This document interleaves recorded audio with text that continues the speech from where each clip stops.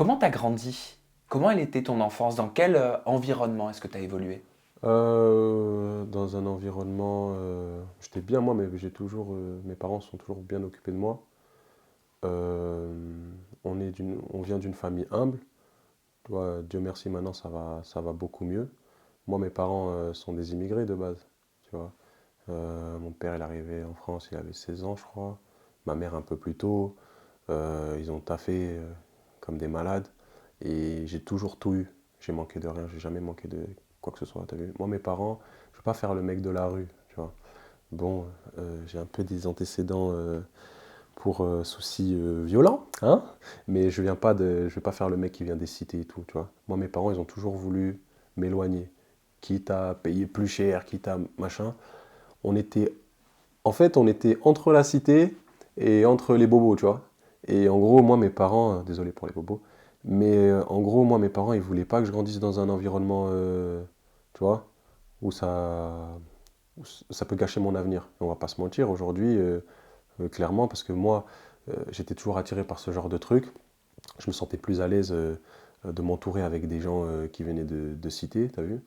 Et du coup, quand j'avais un moment, j'allais là-bas, je faisais mes sockers, je faisais mes trucs, c'était une bagarre une fois sur deux. Et le truc, c'est que moi, mes parents, ils voulaient éviter ça. Imagine, j'habitais là-bas, j'allais partir en couille, j'allais partir en cacahuète. Tu m'as dit juste avant, j'ai quelques antécédents avec la Ouais, violence. Si t'acceptes ma question, bien sûr. j'aimerais comprendre, sans aucun jugement, Ouais. qu'est-ce qui fait qu'à un moment donné de sa vie, c'est souvent quand on est jeune, on est attiré vers ce côté-là. Ben, c'est qu'on a quelque chose. Moi, en fait, de base, je vais te dire, euh, bon, c'est passé maintenant, tu vois, mais j'ai eu quelques soucis un petit peu.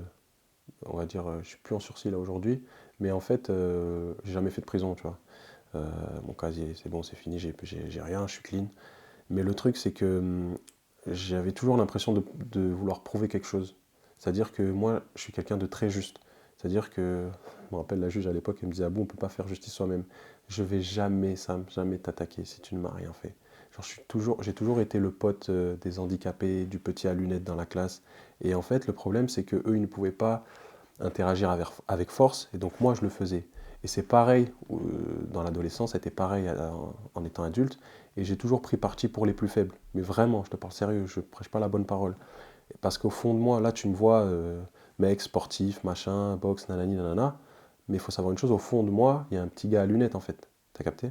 Donc du coup, moi j'ai eu des soucis par rapport à ça, et bah maintenant je me suis calmé. T'as connu les tribunaux? Non. J'ai eu des problèmes avec la justice, mais j'ai pas été condamné. T'as vu. J'ai pris, j'ai pris un gros sursis, 3 ans, mais j'ai pas été condamné. Sursis, ça veut dire que pendant 3 ans, en gros, faut pas que tu réitères Ouais. les conneries pour lesquelles on t'a entre Mais guillemets en fait, jugé. on m'a mis 3 ans parce que j'avais déjà eu une histoire un peu pareille, un peu similaire.